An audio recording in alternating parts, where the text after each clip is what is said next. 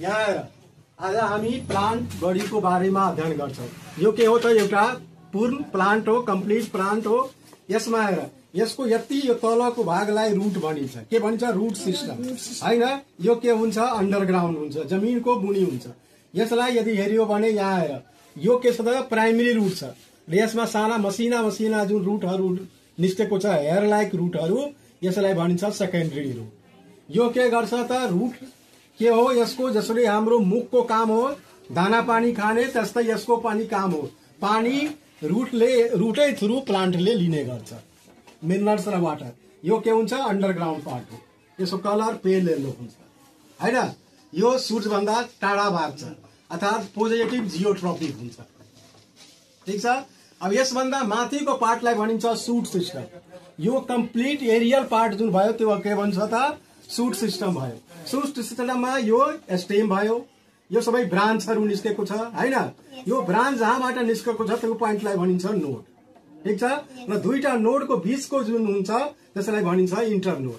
यसमा लिप लागेको छ, यहाँ लिप चौरा छ। यो चौरा लिप हुनुको मतलब, रेडिकुलेट भेनेसन हुनुको मतलब के छ त? यो के हो? डाइकोट प्लान्ट हो। यसमा लिपको के काम हुन्छ? लिपले फोटोसिन्थेसिसको प्रक्रियाद्वारा फूड बनाउने काम गर्छ, अर्थात यो प्लान्टको किचन रूम हो। अब यसभन्दा अगाडि यहाँ आएर हेर, यसमा के हुन्छ?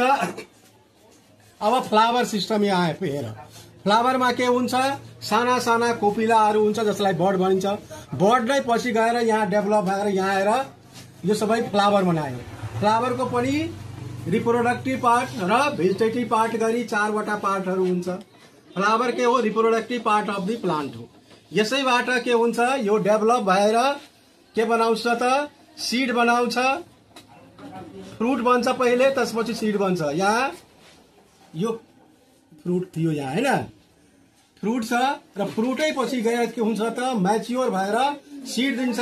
सीड के हुन्छ? रिप्रोडक्सनमा भाग लिन्छ, फेरि यसबाट नयाँ प्लान्टको जर्मिनेसन हुन्छ।